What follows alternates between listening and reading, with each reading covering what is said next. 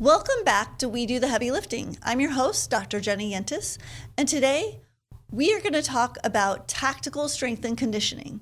And a lot of people are unsure as what that means. They might know what strength and conditioning is, but the tactical side of things, what exactly does that mean? Who are we talking about? And to really help us answer those questions today is Josh Hockett, and I'm really excited to have you here today, Josh. Now, Josh is a strength and conditioning specialist. You are a tactical strength and conditioning facilitator and a sport nutritionist. You've worked, you're currently at Booz Allen Hamilton, and in that role, you've worked with the Department of Defense quite a bit. You've worked with a wide variety of athletes and different companies, and on top of that, you're actually a powerlifter yourself. You're a runner and a wine specialist. Yep. We won't get to that today, unfortunately, but maybe another for a different podcast. Exactly. So thank you so much for being here. Thank you for having me. I appreciate it. So let's start off with who were tactical athletes? Who are we talking about when we talk about tactical strength and conditioning? And then I'll piggyback on that really quickly is, well, how does tactical strength and conditioning differ from just what we think of as a strength and conditioning specialist? Yeah, no, that's a good question. I'll start with the term tactical athlete. That was the initial verbiage and term given to a tactical operator or anyone within the family of military, fire, police, and even some would say first responders, EMTs, and paramedics. Okay. That's what that encompasses. In just the past couple of years, it's tended to move away from tactical athlete because it confuses the lines of what is a sport athlete and what is an operator or a tactical operator. And even with individuals I've worked with, I'll say, well, when I work with you tactical athletes, some of them will say, well, wait, Josh, I'm not an athlete though. I'm a firefighter. They don't truly consider themselves a sport athlete. Now, in our terminology from the professional side, we can say tactical athlete, and another strength coach, athletic trainer would clearly know what that means.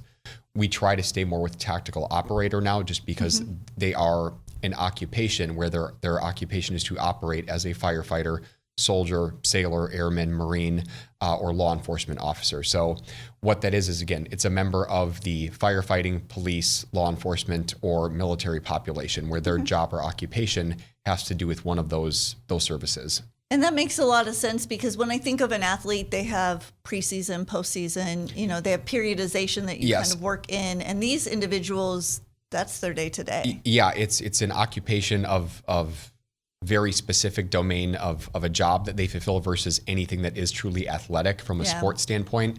So using the differentiation of terminology does help to delineate the two and not confuse the consumer, which is one of those professions, because they're like, well, wait, I did athletics in high school and college. Now I'm a firefighter, I'm a police officer. So it does help to keep those distinct. Absolutely. So my second question earlier was, how does tactical strength and conditioning differ from certified strength and conditioning specialists that a lot of our listeners are familiar with? Yeah. So in the technical sense, from a certified standpoint, a tactical strength conditioning facilitator is someone who's taken the TSAC exam to become a tactical strength conditioning facilitator. It is, what I want to say, not quite as, it is not as robust or as an in-depth certification and preparation as the CSCS, the Certified Strength Conditioning Specialist. However, the principles, theories, and concepts of training, program design, adaptation are very much the same. We're still trying to make somebody more specifically fit, prepared, and resilient towards their sport or their occupation or job.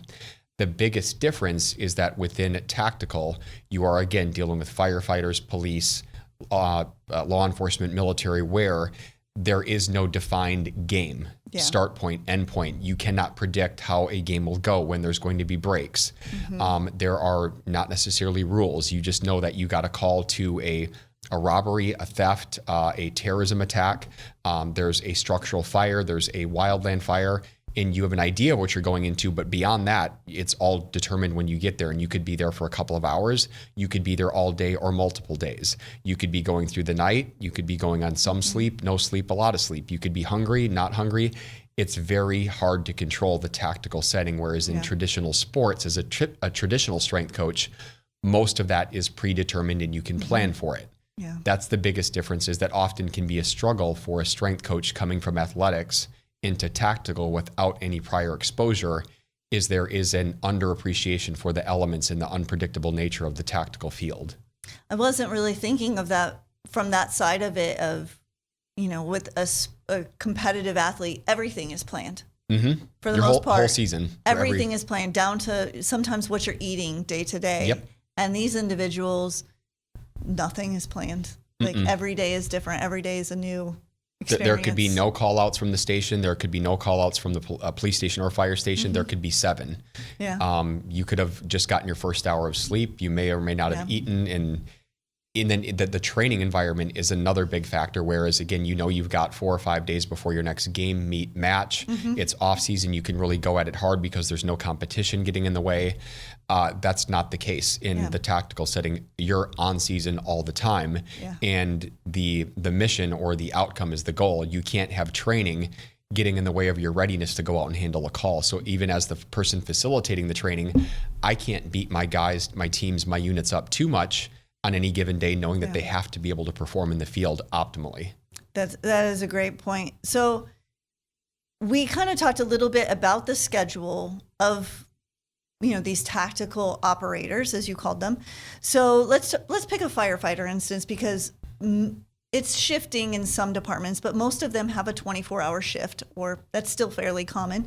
So how does the schedule of the firefighter, how is that affecting their performance? How is this, you never really know how it's going to affect you? So you could have 1 hour sleep, no sleep. What's that playing into circadian rhythms and performance and being ready to do those types of things? No, and that's a good question too, because that is a really big factor, specifically within firefighting, because they do have their, 2 on, 1 off, 3 on, 1 off, or 4-2, whatever their splits might be.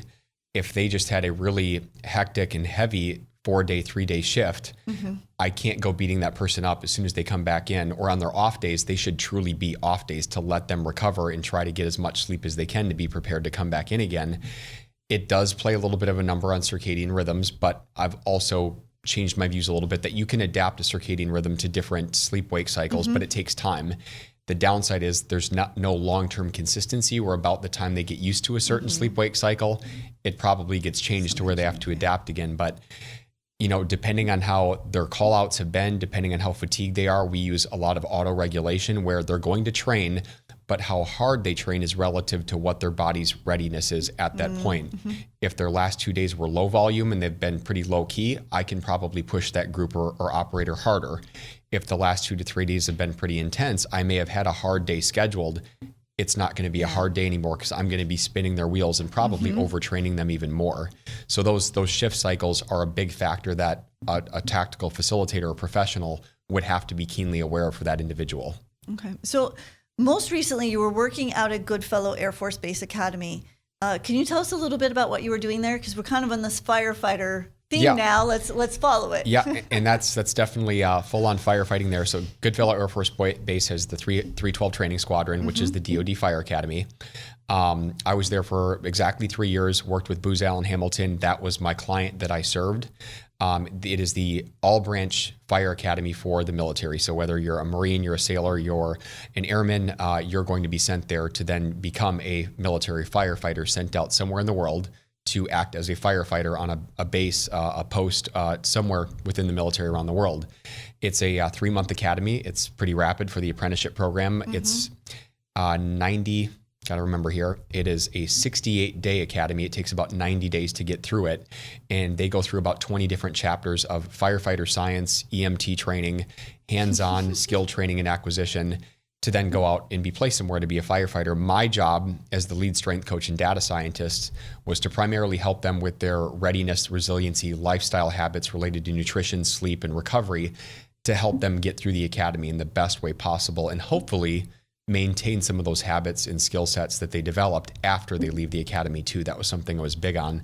So education, nutrition, habit formation, hydration, keeping in mind it's firefighting training in West Texas during the summer for some of them, just making them keenly aware of some of those things to help get them through the academy, training properly, not just for fitness, but for firefighter fitness, which is its own animal. So wearing and then the data science part was collecting some physiological measurements on the students to make sure that they were in fact progressing, keeping them safe, looking to see if the programs I was using were in fact working, pre-post when they get to the academy, when they leave, what kinds of differences are we making, those kinds of things. So I want to back up a little bit. You talked about the education component. A lot of these individuals have never been firefighters before. Clearly, they passed boot camp to get their assignment there. So they're in somewhat physical conditioning is in shape to perform these tasks. But still, you can't assume when people come in that they know the things that you're talking about, proper hydration or nutrition, those types of things. So can you talk a little bit about how you implemented that? Because that's a lot to learn in 68 days or 90 days. Yep. Is there techniques that you found to be successful to kind of get those? Yeah, we had a program called 0 Week, and it was basically 4 half days before they actually started the first formal day of the academy training. In those half days, we would basically work on things like we had a cognitive performance specialist that I worked side by side with, more on the mental skill set and acquisition. I was the physical side. So test anxiety on locus of control, self-confidence, self-talk, positive imagery. She would work on those things. I would work on things in like, when you go to the DFAC, here's how you should eat optimally. Little steps of like common sense things, but pointing out why it was going to make such a difference towards their performance and their recovery, and that it would help them get through the academy. These are the proper mechanics to use for deadlifting, for squatting, for lunging, for running when you've got an SCBA on, for being able to pull on something without hurting your back, dragging a dummy without hurting your back or your shoulders. Showing those things early on in clearly showcasing hands-on, this is how it will help you, garnered a lot of buy-in right from the get-go to prevent certain things, but then ongoing support and aid and reminders of why these things need to be done the right way so you don't get injured, you can perform at your best, you recover quicker, that kind of thing. The education piece was big. And once they could see, and I mean, I was out there in the field in bunker gear for my first 6 months, learning this myself, because I had never been a firefighter or been around it. I needed to understand it from their point of view, what it felt like to do these things. And it really did do a number on my understanding of what mattered most, and then how to teach that to them in a way that mattered for their performance. I think really that a lot of times when we have education, especially as adults, you can learn something, but until you see the application of that and how it will benefit you or benefit the group or the situation, it's hard sometimes because we're all set in our ways, right? Yep. And so in order for us to make a change, we have to know why. Yep. And so I think that's the piece sometimes I find with some educators is lost. It's like, well, you just need to do this. Yep, Sort of like, I could explain and show the process, but ultimately they wanted to know, why do I need to do it this way, or why do I need to do this extra thing for that? Relating it to, because you will get X out of this, or this much better or more out of it. And as soon as they would see a little bit of, okay, it works, you see that light bulb moment, and they're like, okay, I gotcha, I'm bought in. Okay, see, that helps, and I like that you would actually. When we had talked a while ago, you were the one that implemented the 0 Week or your idea, and it helped, right? Didn't you have greater retention? Yeah, we would typically see right out of the gates when they would go into their first physical objectives in block 2, we would see one, just better times that they would get in a dummy drag technique, but they would also have less injuries, less fatigue matters, less heat stress issues. Signifying that what we were showing was helping. Yeah, it is important. We assume that because people are adults that they know these things, and sometimes just reviewing it, or a lot of times we get that information in health class in high school, and who really paid attention in health class in high school? I mean, yeah. And I think, like they say, as the saying goes, show them how much you care first, then they care how much you know. That made a big difference when I could showcase them, like, look, guys, I am here full-time, 40 hours a week for you. I want to make sure you get through this academy in the best way possible, and I'm here to help you. I love my job. I like working with you guys. They were kind of like, okay, you're not just coming in saying, do what I say because I'm here. You really want to help me. And that helped get buy-in as well with the instructors and the students. That's an important piece to think about, especially we have a lot of students that listen, and a lot of them do want to go into strength and conditioning. And so that approach may benefit some of them. Yeah, I would actually tell a lot of the students that if you get into the tactical strength conditioning field or the strength conditioning field as a whole, you have to be passionate, and you have to care about your teams, your athletes and subjects deeply. It makes it more enjoyable and passionate for you, but that connection will foster itself, and it will be seen and felt by your students or your athletes. Is great advice for them. So, and I was just going to ask you, is there another piece of advice that you have for maybe those individuals that might be listening that want to go into firefighting? They're thinking about becoming a cadet. Is there a piece of advice that you give them in addition? Yes, that's a good question. And I would say, I got it firsthand without getting some prior experience, but working with some interns now. I would say if you're thinking about going into tactical, because it is still new, it's nascent, it's in its infancy, get a chance to get out in the field and do even a short-term internship for 6 to 8 weeks, whether it's with ROTC, with its local police department, fire department. Get out there and explain who you are, that you want to help, you're interested. Most of them will be more than open to let you help out because they love what they do. They want to showcase it to others, so they'd be happy to help out. And get some experience, go on some ride-alongs, get some exposure to watching how they do their workouts, ask why they do things, and find out if that's really a fit for you, because it is a very different animal with a different vibe than traditional athletics is. And even a small university compared to a big university, one sport to a different sport can be very different. It's even more different when you go into the tactical field. And fire is different than police. Police is different than military. Get out there and get some exposure to it to see if that's your thing or not. It may not be, and it may be, but I would really recommend getting out there to get some experience, and the opportunities are there.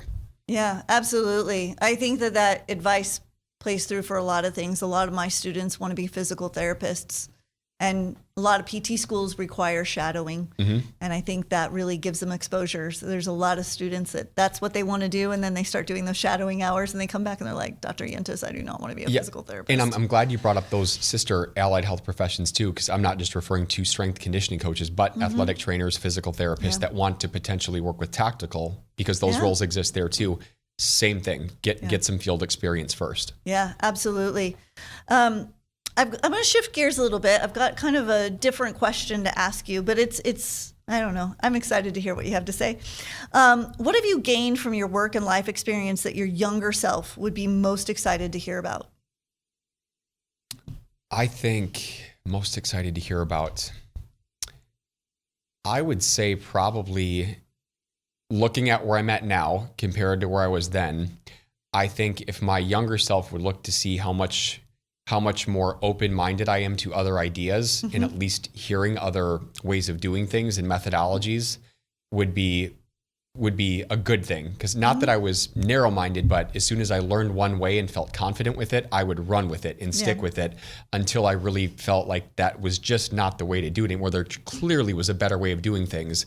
Now I will take bits and pieces of this here, that there, and put it together, and I can build my own systems, my own methodology, my own philosophy for training, coaching, athlete development, operator development. As long as it works and it's getting them there in an effective, safe way, who's to say it's right or wrong? It doesn't have to be his way or that way or just this textbook, derived version of it.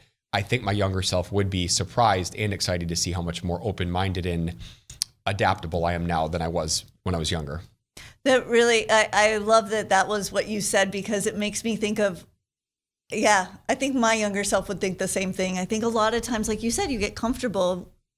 And when you're younger, you don't know what you don't know, right? No, exactly. Yeah, and as you get older, you know what you don't know. If that makes sense. You sort of realize the world is huge and there's so much information. Once you've gained mastery of one way of doing things, you like that. Like, I want to hold on to this and run with it because I'm good at it. But then the moment you're like, wait, there's another way and I don't know anything about it. Darn it, I got to start over again. Yes. But that's part of becoming an expert, is realizing there's things you don't know and you might have to start over as a beginner. Absolutely. Absolutely. Well, our time has come. It's gone quickly today.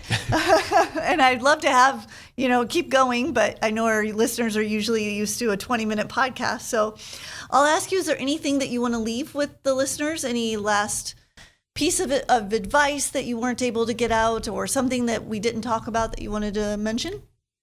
Yeah, I guess I would say, and I say this to people, like, why did you go into tactical? Why do you do tactical? It's hard work. You can make decent money, but nobody's getting rich off of tactical.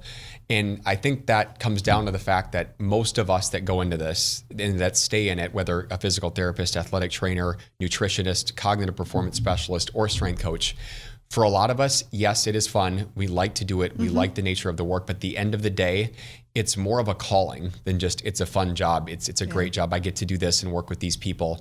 It is a bit of a calling. I wanted to go Army when I was getting out of high school because I'm a bleeding heart patriot. Poetically now, 9 years later, I've been able to work with the military without ever serving a day in my life as active duty. But knowing I'm helping to defend the health, wellness, and resiliency of armed forces members for the people that defend my country and my freedom, that's gratifying. I get to go to work and do my job every day versus have to. So I would suggest any young professionals going into the field is ask yourself if this is something you get to do versus have to do when you wake up in the morning. That's a wonderful way to think about it. Absolutely. You know, they say if you enjoy what you're doing, you never work a day in your life. That's absolutely true because you're going to have hard, stressful days. But when you come home, if you're still proud of what you did and you are ready to go back and do it again, that's what you were meant to do. Yeah, absolutely. Well, thank you so much, Josh, Thank for you. being here. And thank you to our listeners for joining us for another episode of We Do the Heavy Lifting. If you have any comments or topics that you'd like us to cover, please feel free to contact us at huffines@tamu.edu. And as always, stay healthy. Thank you.